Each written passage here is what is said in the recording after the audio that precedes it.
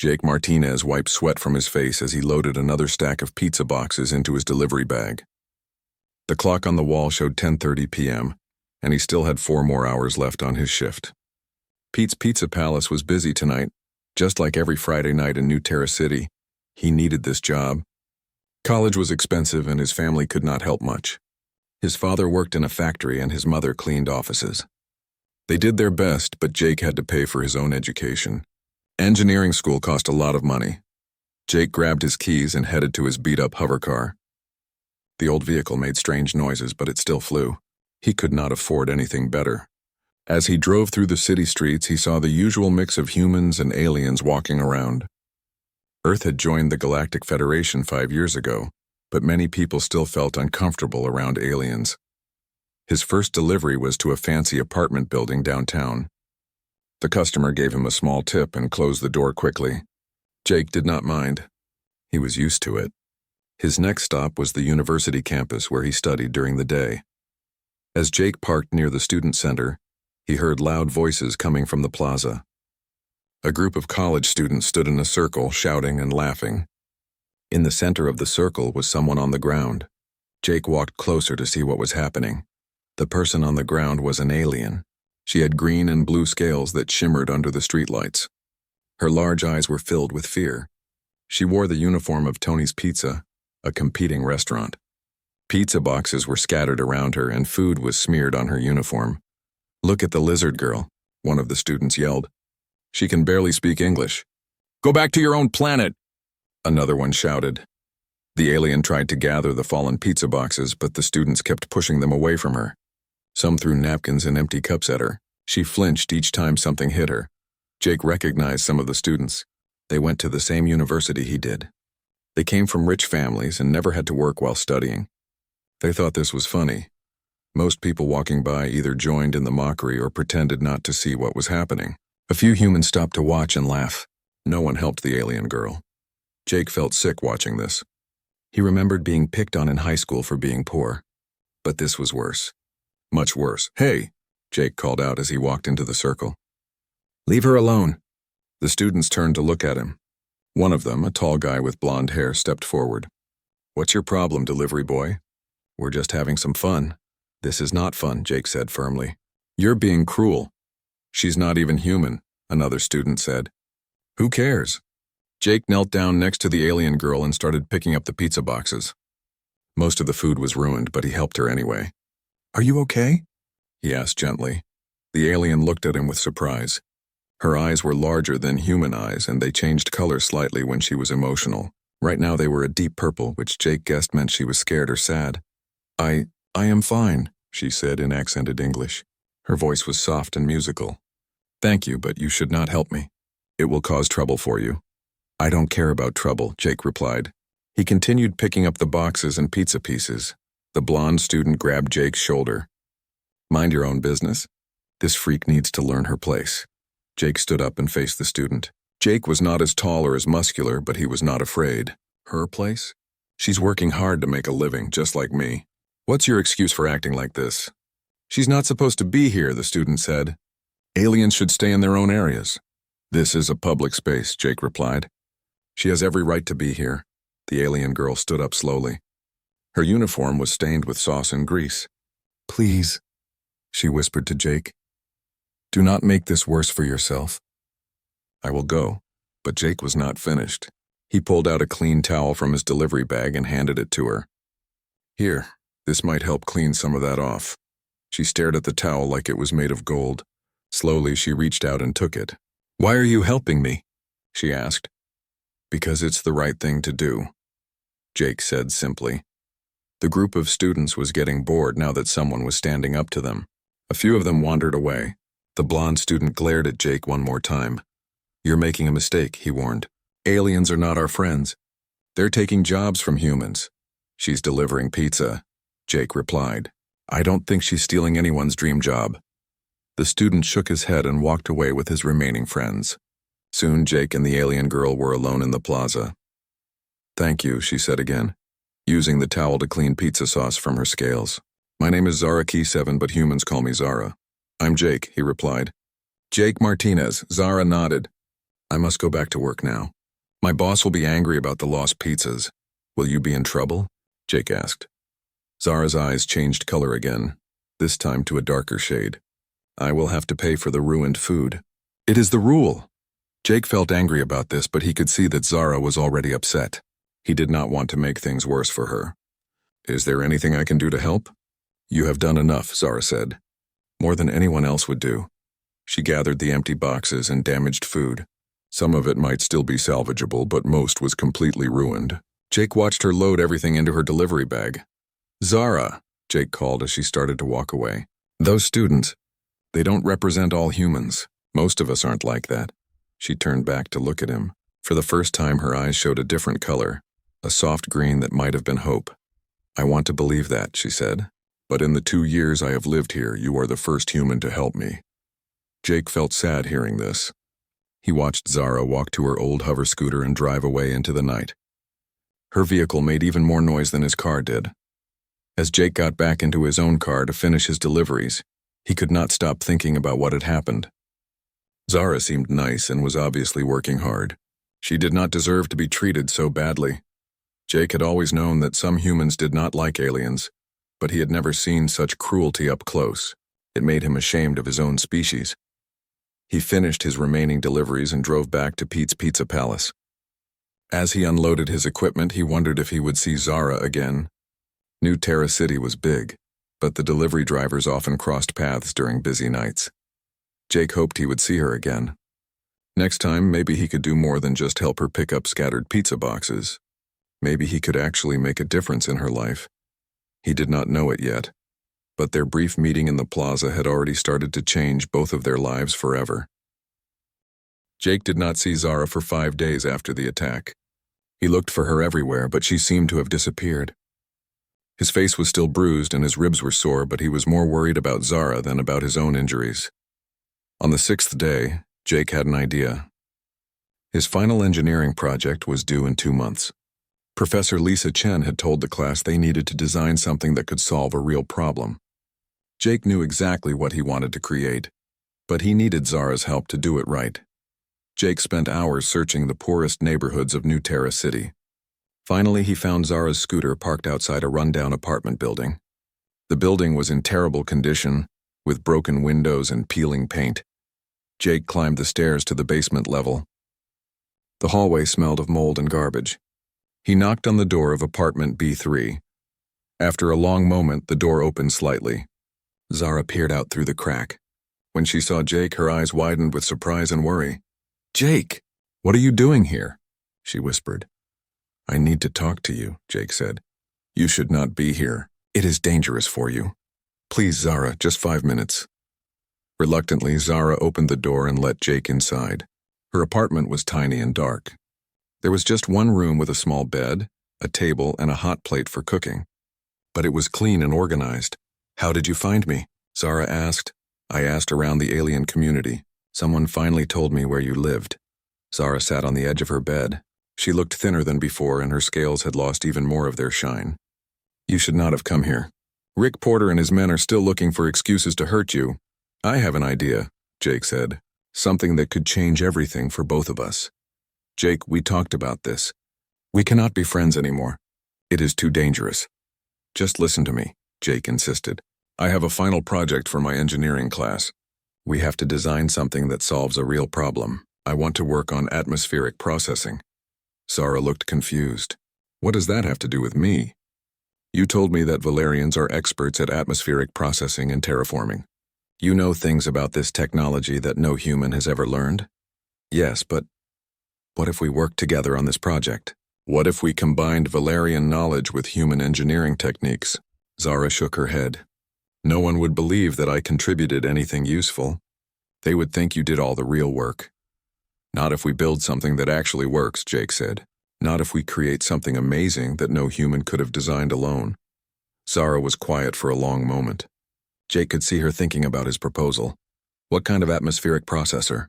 she asked finally. Jake smiled. This was the first sign of interest she had shown.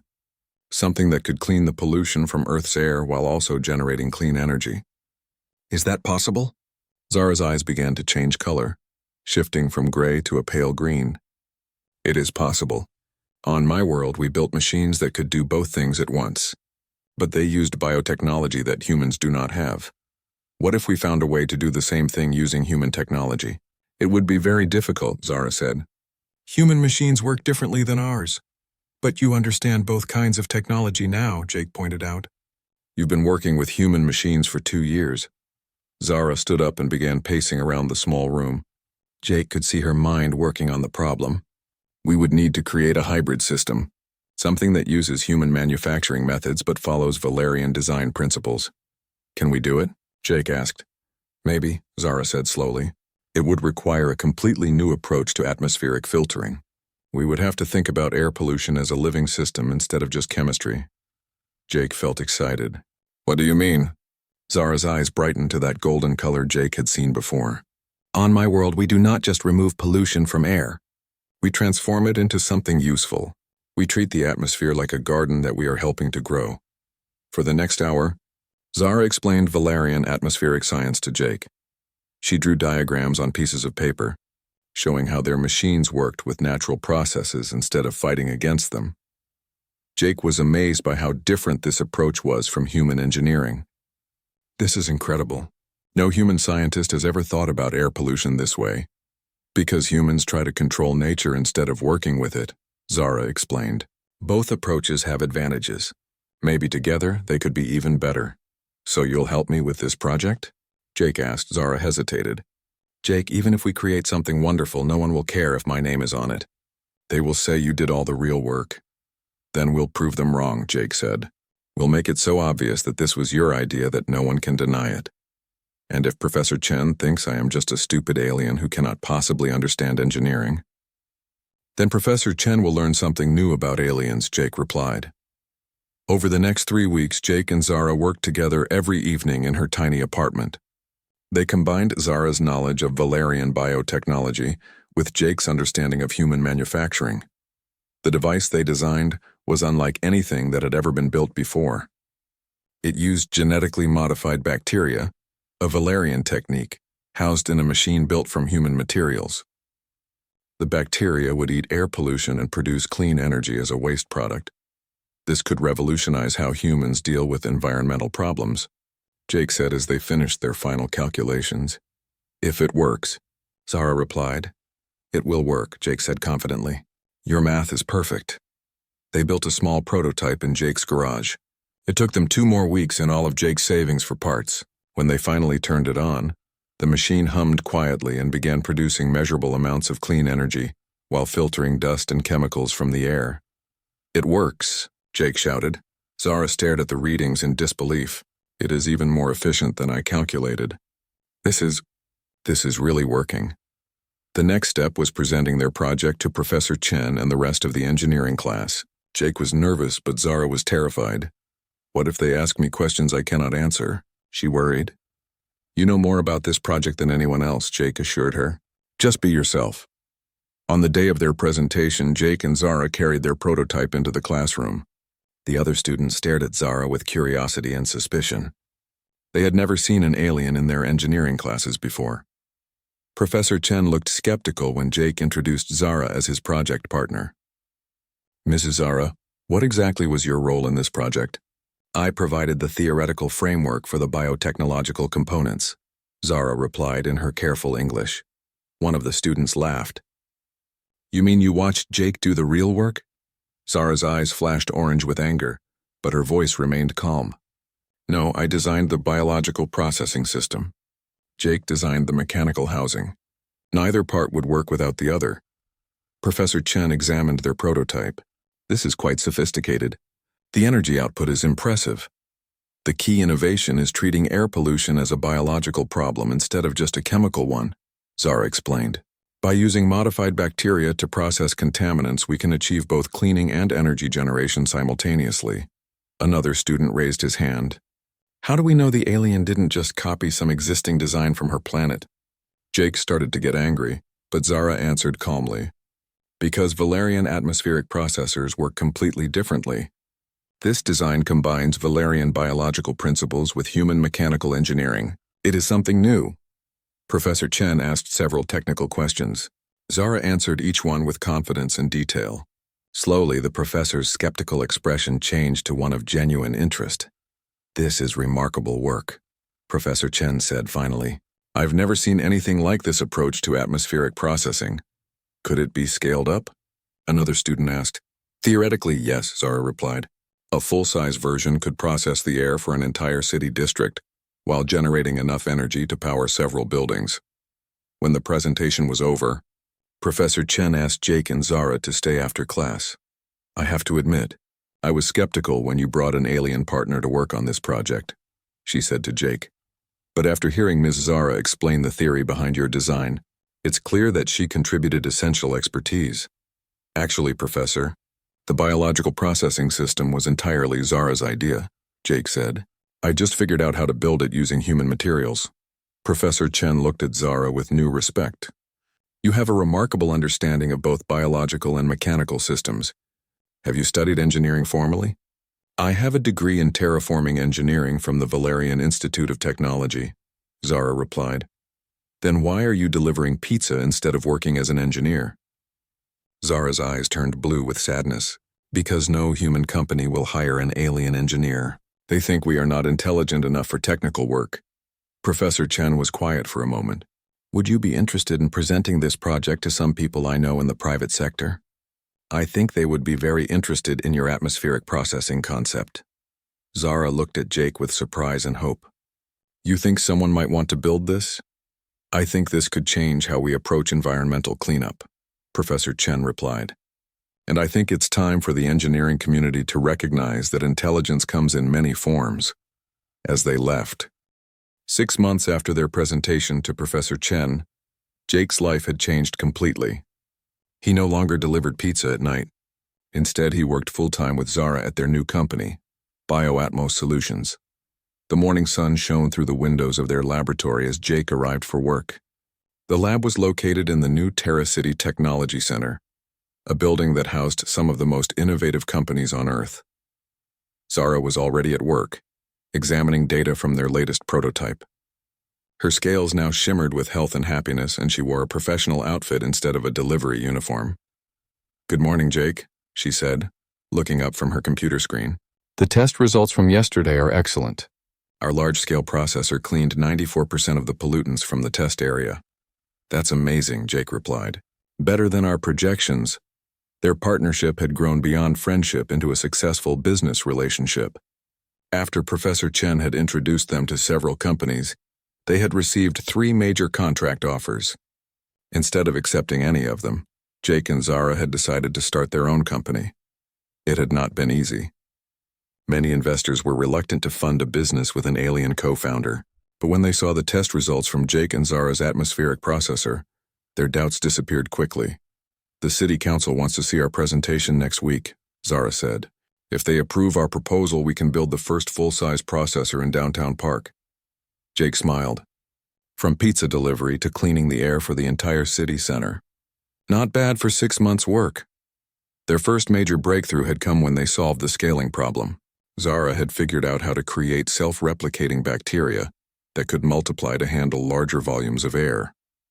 Jake had designed a modular housing system that could expand as needed. The combination of their skills had created something neither could have achieved alone. Human manufacturing precision combined with Valerian biological innovation had produced a technology that was both practical and revolutionary. "Jake," Zara said, "I want to show you something." She led him to a wall covered with newspaper clippings and magazine articles. All of them were about BioAtmos Solutions and their atmospheric processing technology. "New technology could save Earth's environment," read one headline. "Human-alien partnership creates breakthrough innovation," said another. "Look at this one." Zara pointed to an article from the Galactic Federation News. "Valerian engineer becomes symbol of successful integration." Jake read the article. It described Zara as a role model for other alien refugees who wanted to contribute to Earth's society. Several other Valerian engineers had contacted her for advice about starting their own businesses. "You've become famous," Jake said. "We've become famous," Zara corrected. "This success belongs to both of us." The door to their lab opened and their assistant, Maria Santos, walked in. Maria was a young human woman who had graduated from the same university as Jake. "Zara, you have a video call from your family," Maria said. "Should I put it through to your office?" Zara's eyes brightened to that beautiful golden color. "Yes, please." "Jake, would you like to meet my family?" Jake followed Zara to her office. On the wall screen, he saw 3 Valerians sitting in what looked like a small apartment. Their scales were brighter and healthier than when Jake had first met Zara. "Mother, Father K," Zara said happily. "I want you to meet Jake, my business partner and friend." Zara's family greeted Jake warmly. They spoke in accented English, but their gratitude was clear. "Thank you for helping our daughter," Zara's mother said. "Because of your friendship, we now live in a proper apartment instead of a refugee camp." "Zara sent us enough money to buy new tools for my workshop," her father added. "I can work as an engineer again." Zara's younger brother, Kay, looked excited. "Sister, I got accepted to the engineering school on Kepler Station." They want to learn about atmospheric processing from Earth. After the call ended, Zara was quiet for a moment. 2 years ago, I thought I would spend my whole life delivering pizza and cleaning offices. I thought my engineering knowledge was worthless on Earth. Your knowledge was never worthless, Jake said. It just took time to find the right opportunity to use it. No, Zara replied. It took finding the right friend. Someone who saw me as an engineer instead of just an alien. There was a knock on the office door. Maria came in looking excited. You need to see the news. They're talking about your project again. She turned on the wall screen, and they watched a news report about environmental technology. The reporter was standing in front of their laboratory building. Bioatmos Solutions continues to receive praise from environmental scientists around the world, the reporter said. Their atmospheric processors are now being tested in 5 major cities. The company, founded by human engineer Jake Martinez and Valerian engineer Zara Key 7, represents a new model for human-alien cooperation. The report showed footage of their latest processor installation. The machine was large and impressive, humming quietly as it cleaned thousands of cubic meters of air every hour. Initial results show a 90% reduction in air pollution in all test areas, the reporter continued. The processors also generate clean energy, equivalent to a small power plant. Jake and Zara watched with pride as the report showed interviews with people living near the processors. Everyone reported cleaner air and lower energy costs. We should celebrate, Jake said. Dinner at the Moonlight Diner? Zara laughed. The same place where we used to meet when I was delivering pizza? Yes, let's go there. That evening, Jake and Zara sat in the same diner where they had once shared Jake's leftover pizza. But now they were celebrating the success of their revolutionary technology. As they ate, Jake noticed a commotion outside. Through the window, he saw a familiar figure, Rick Porter. Rick was arguing with someone on the street corner. I'll be right back, Jake said, getting up from the table. Jake went outside and approached Rick. The man Rick was arguing with walked away when he saw Jake coming. Hello, Rick, Jake said calmly. Rick turned around, looking surprised and uncomfortable. Oh, it's you. Yes, it's me. How have you been? Rick looked older and tired. His clothes were worn and he had the appearance of someone who had been struggling financially. I've been better, Rick admitted. I heard your construction business was having problems, Jake said. Rick's face reddened with embarrassment. Yeah, well, the economy's been tough. Actually, I wanted to talk to you about that, Jake said. Bioatmos Solutions is looking for construction contractors to help install our atmospheric processors. The work pays well and we need someone with your experience. Rick stared at Jake in disbelief. You're offering me work? After what I did to you? People can change, Jake replied. The question is, do you want to change? Rick was quiet for a long moment. Then he said, Why would you help me after I hurt you and your alien friend? Because holding on to anger doesn't help anyone, Jake said. And because our company believes in giving people second chances. What about your alien partner? Does she agree with hiring me? Jake smiled. Why don't you ask her yourself? He led Rick into the diner, where Zara was waiting at their table. When she saw Rick, her eyes flashed briefly orange, but then changed to a calm green. Hello, Rick, she said politely. I wanted to apologize, Rick said awkwardly, for what I did. To both of you. It was wrong. Zara studied his face carefully. Do you still believe aliens should not live on Earth? Rick looked uncomfortable, but he answered honestly. I don't know what I believe anymore. My business is failing. My friends have moved away, And meanwhile, you two have become successful by working together. Maybe I was wrong about aliens. Maybe you were wrong about a lot of things, Zara said gently. But being wrong does not make you a bad person. It just makes you human. Would you really give me a job? Rick asked. If you can work respectfully with both humans and aliens, then yes, Jake replied. We judge people by their work, not their species. Rick nodded slowly. I'd like to try, if you'll have me.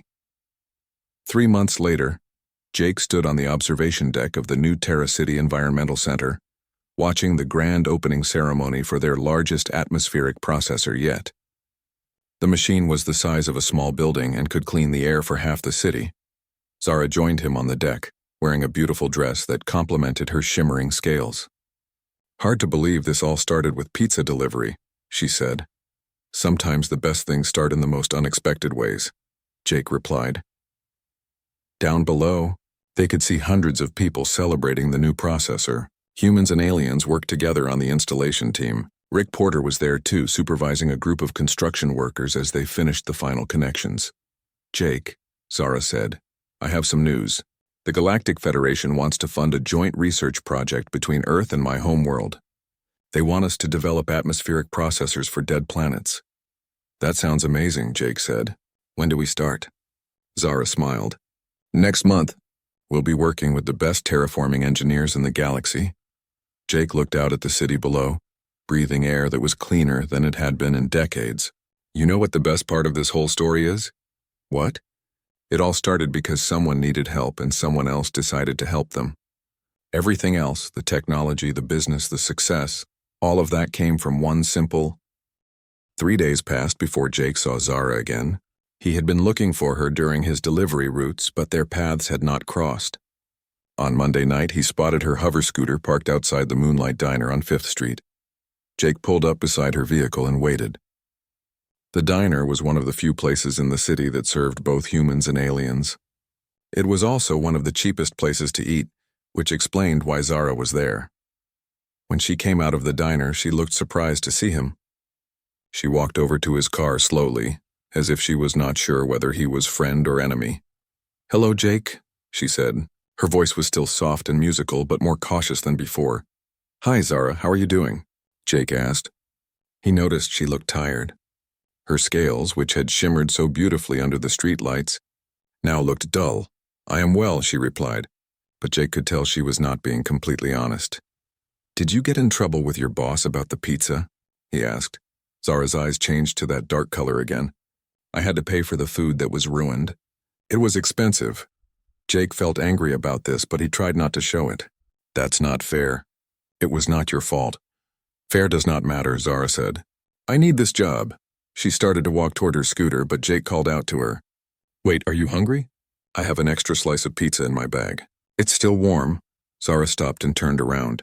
She looked at him with those large, expressive eyes. Why would you give me food? Because I'm guessing you spent your dinner money on those ruined pizzas, Jake said. And because friends help each other. Friends? Zara repeated the word like she had never heard it before. Jake smiled. Well, I hope we can be friends. If you want to. For a long moment, Zara just stared at him. Then slowly, her eyes changed to that soft green color he had seen before. I would like that, she said quietly. Jake got out of his car and pulled a box from his delivery bag. Inside was a large slice of pepperoni pizza, still hot from the restaurant. He handed it to Zara. I cannot pay you for this, she said. I'm not asking you to pay, Jake replied. It's a gift. Zara took the box carefully as if it was something precious. She opened it and looked at the pizza. This smells wonderful. Thank you. They stood there in comfortable silence while Zara ate. Jake noticed that she was very careful not to waste even the smallest piece. When she was finished, she folded the empty box neatly. Jake, she said, I must tell you something. Being friends with me could cause problems for you. Other humans will not like it. Let me worry about other humans, Jake said. Besides, I don't have many friends anyway. I work too much and study too much. I could use a friend. Zara smiled for the first time since he had met her. Her smile was different from a human smile, but it was warm and genuine. I could use a friend too. From that night on, Jake and Zara began meeting whenever their delivery routes crossed. Jake always brought extra food to share, and Zara always tried to refuse it at first, but eventually she stopped protesting and just said thank you. Jake learned a lot about Zara during their brief meetings. She had come to Earth 2 years ago as a refugee. There had been a war on her home planet, and her family had been forced to flee. She was one of the lucky ones who made it to Earth, but her parents and younger brother were still in a refugee camp on another world. I send them money every month, Zara explained one night as they shared a sandwich outside a gas station. It is not much, but it helps buy food and medicine. How many jobs do you have? Jake asked. 3, Zara replied. I deliver pizza at night, I clean offices in the morning, and I work at a parts factory in the afternoon. Jake was amazed. When do you sleep? I sleep when I can, Zara said. Usually 4 or 5 hours. That's not enough, Jake said with concern. Zara's eyes changed to a tired gray color. It is what I must do. My family depends on me. Jake wanted to help her, but he barely had enough money for himself. Still, he continued bringing her food whenever he could. He also started carrying extra coffee during cold nights. One evening, Zara did not show up for her usual delivery route. Jake waited at their regular meeting spot for an hour, but she never came. He was worried about her. The next night, he saw her scooter parked outside Tony's Pizza, but it was not moving. Jake parked and walked over to investigate. Zara was sitting on the ground next to her vehicle, looking frustrated and sad. What's wrong? Jake asked. My scooter is broken, Zara said. It will not start. I cannot work without it. Jake knelt down and looked at the scooter. It was old and had been repaired many times with cheap parts. Can I take a look at the engine? You know about machines?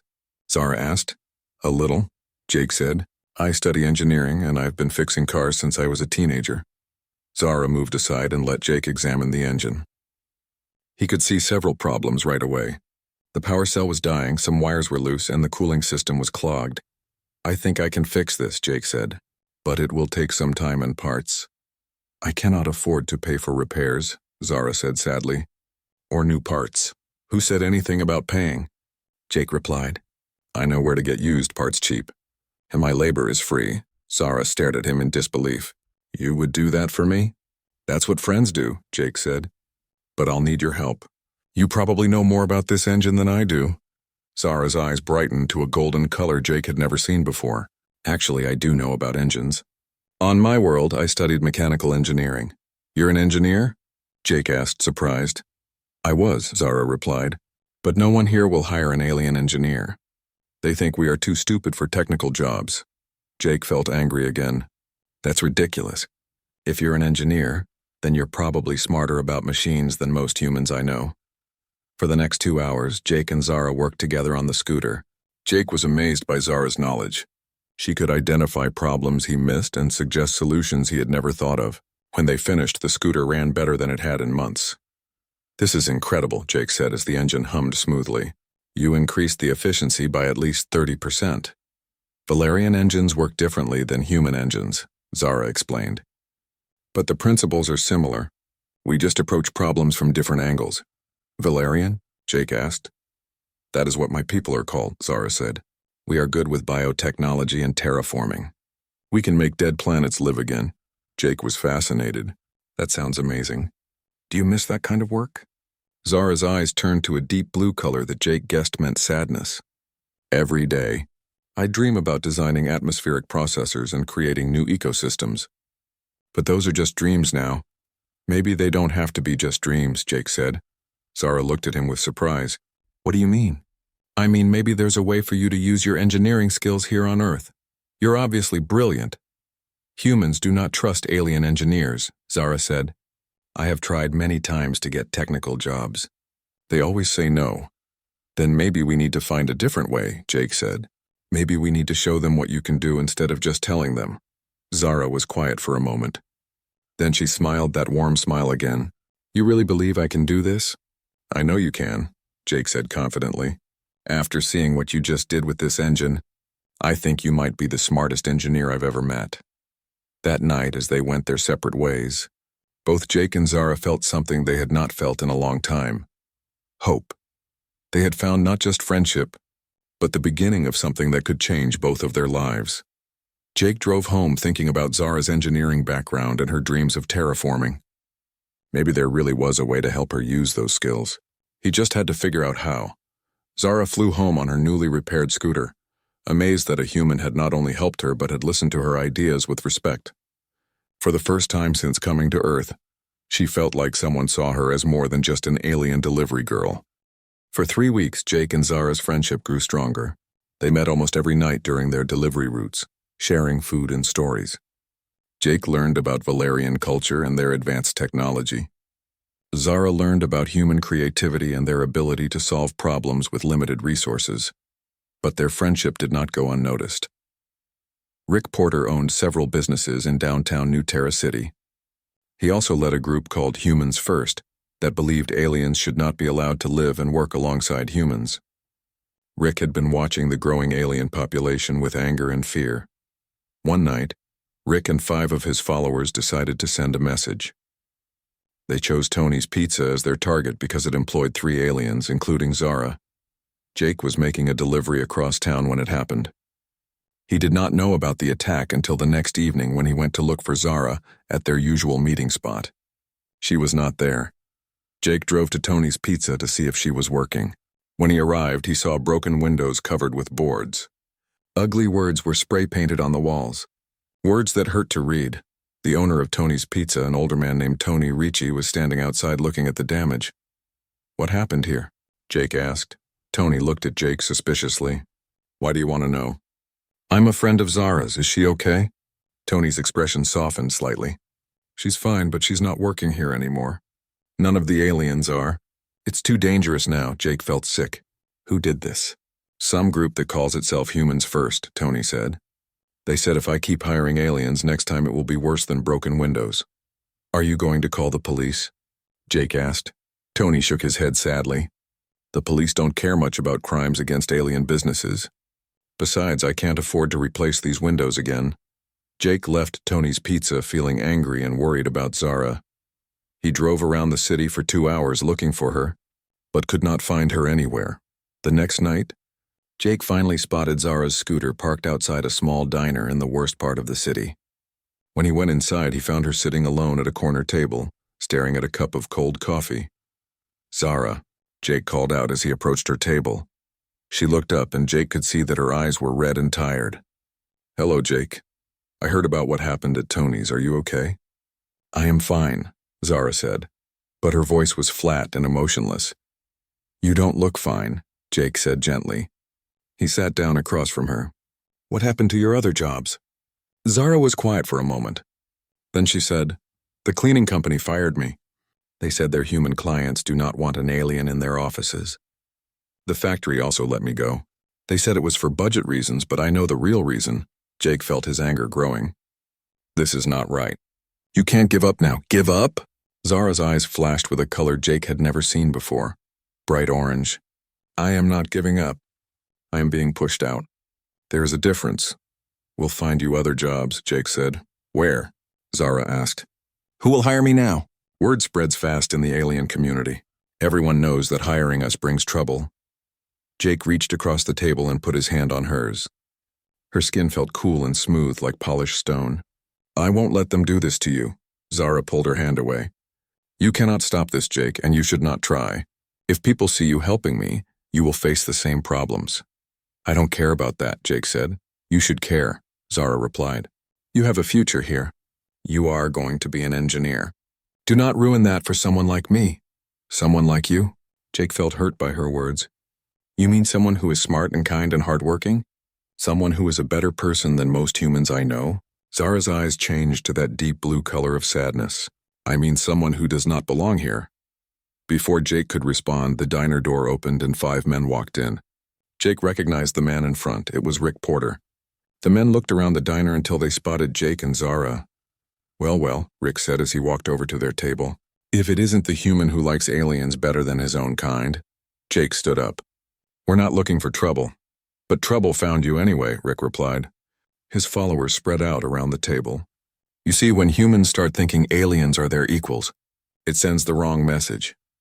"The only wrong message here is the one you're sending," Jake said. Rick smiled, but it was not a friendly smile. "You're that pizza delivery kid, right? The one who goes to the university?" Jake did not answer, but his silence was answer enough. "It would be a shame if something happened to mess up your education. Rick continued. Colleges don't like students who cause trouble. Zara stood up slowly. Please, she said to Rick, he has done nothing wrong. If you have a problem, it is with me. You're right about that, Rick said. We have a big problem with you and all your alien friends. You're taking jobs from humans. You're bringing crime and disease to our city. That's not true, Jake said angrily, isn't it? Rick replied. Show me one good thing aliens have done for Earth. Zara is an engineer, Jake said. She could help solve problems that humans can't solve alone. Rick laughed. An engineer? This pizza delivery alien? Yes, Jake said proudly. She knows more about atmospheric processing and terraforming than anyone I've met. Jake, please stop, Zara whispered, but Jake was too angry to stop. She improved my car's engine by 30% in one night. She could probably fix half the environmental problems on Earth if someone gave her a chance. Rick's expression grew darker. You really believe this alien trash is better than humans? I believe she deserves the same respect as any human, Jake replied. Rick nodded to his followers. I think it's time we taught both of you a lesson about respect. The men started to move closer, but Jake stepped in front of Zara. If you want to hurt her, you'll have to go through me first. That can be arranged, Rick said. The other people in the diner were watching now, but no one moved to help. Some looked scared. Others looked like they agreed with Rick. Jake, Zara said quietly, you do not have to do this. Yes, I do, Jake replied without taking his eyes off Rick. This is what friends do for each other. Rick signaled to his men and they grabbed Jake's arms. Jake struggled, but there were too many of them. They dragged him toward the door. Leave him alone, Zara shouted. She tried to help Jake, but Rick grabbed her arm. Your turn is coming, alien, Rick said. But first, your human friend needs to learn what happens to people who choose the wrong side. They dragged Jake outside into the alley behind the diner. Zara followed, calling for help, but no one came. The men held Jake while Rick pulled back his fist. This is just the beginning, Rick said. Stay away from aliens or next time will be much worse. Rick hit Jake in the stomach, then in the face. Jake could taste blood, but he did not cry out. He would not give Rick the satisfaction. The beating continued for several minutes. Jake tried to fight back, but there were too many of them. Finally, they let him fall to the ground. Remember this lesson, Rick said. Then he turned to Zara. As for you, I think it's time you left our city. Go back where you came from. This is where I live now, Zara said defiantly. Rick smiled that cruel smile again, not for much longer. The men left Jake and Zara alone in the alley. Zara knelt beside Jake and helped him sit up. His face was swollen and bleeding. I am so sorry, Zara said, her eyes filling with tears that looked like liquid silver. This is all my fault. No, Jake said through swollen lips. This is their fault, not yours. Zara helped Jake clean his wounds with water from her bottle. You should go to a hospital. I'll be fine, Jake said. What about you? Are you hurt? I am not hurt, Zara replied. But I am scared. Not for me, but for you. They will come after you again because you helped me. Let them come, Jake said. No, Zara said firmly. I will not let you get hurt again because of me. We cannot be friends anymore. It is too dangerous, Zara, don't do this. I have to, she said. You have a future, Jake. Do not throw it away for me. She stood up to leave, but Jake caught her hand. You have a future too. Don't let them take that away from you. Zara looked down at him with those large, sad eyes. Some futures are not meant to be. She gently pulled her hand free and walked away. Jake watched her go, feeling more determined than ever to help her. This attack had not made him want to give up. It had made him want to fight harder. As he slowly got to his feet, Jake made a decision. Rick Porter and his followers thought they could use fear to control people, but Jake was about to show them that some humans would never be controlled by hate. The war for Zara's future was just beginning.